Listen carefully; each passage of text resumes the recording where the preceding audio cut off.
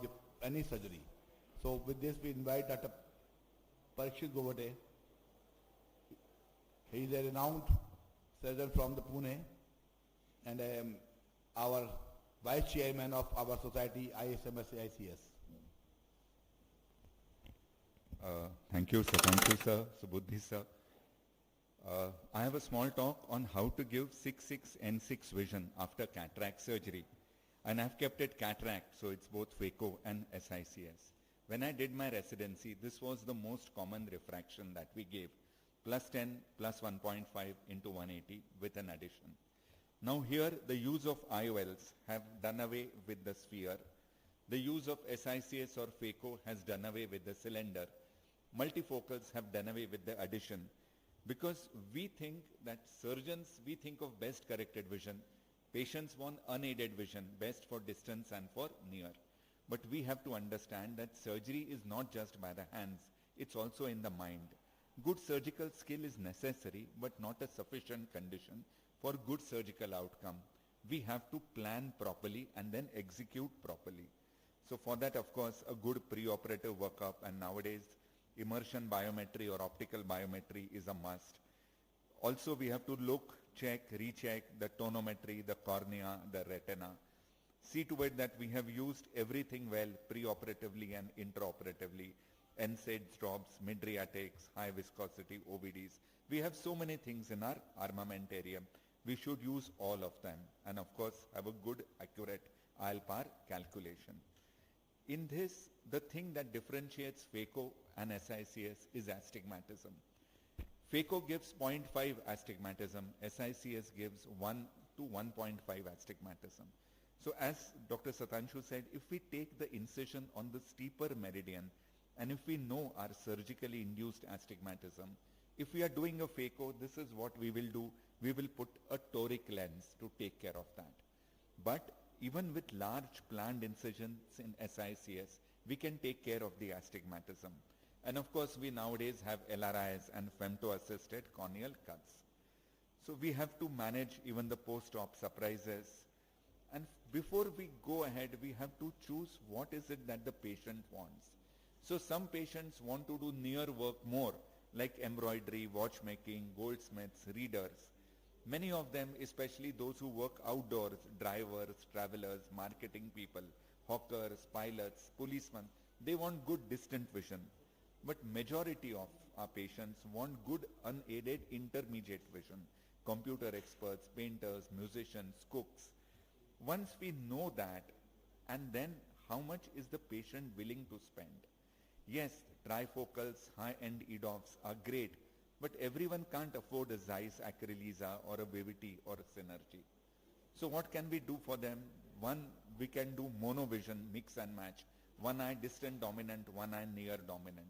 We can do smart SICS, or we just keep a small residual refractive error. Because in the end, patient doesn't remember how much he has spent.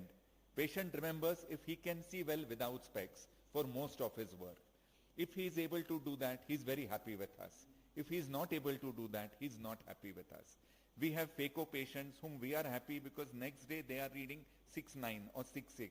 But they are not that happy because they say earlier I could see my messages without specs. Now I need specs. I can't see my phone. I can't read the newspaper. So we have to choose the technique and the IOL and guide the patient to it. So for some kinds of cataract, phaco is best, infants, children's, young adults, soft cataracts. But for very hard cataracts, lens-induced glaucomas, compromised corneas, chronic uveitis, perhaps SICS is far, far better.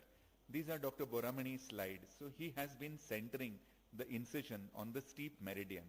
And depending upon where the steeper meridian is, we get 180 degrees for both the eyes to choose from. And if we do that, then if it's a very, very small frown incision, it will just give 0.25 or 0.3 SIA. But if suppose this is a high astigmatism, like 3.3 diopters, if we do a phaco in this, we will have to put a toric lens. But if our patients can't afford a toric lens, or we are working in a place where toric lenses are not easily available, what do?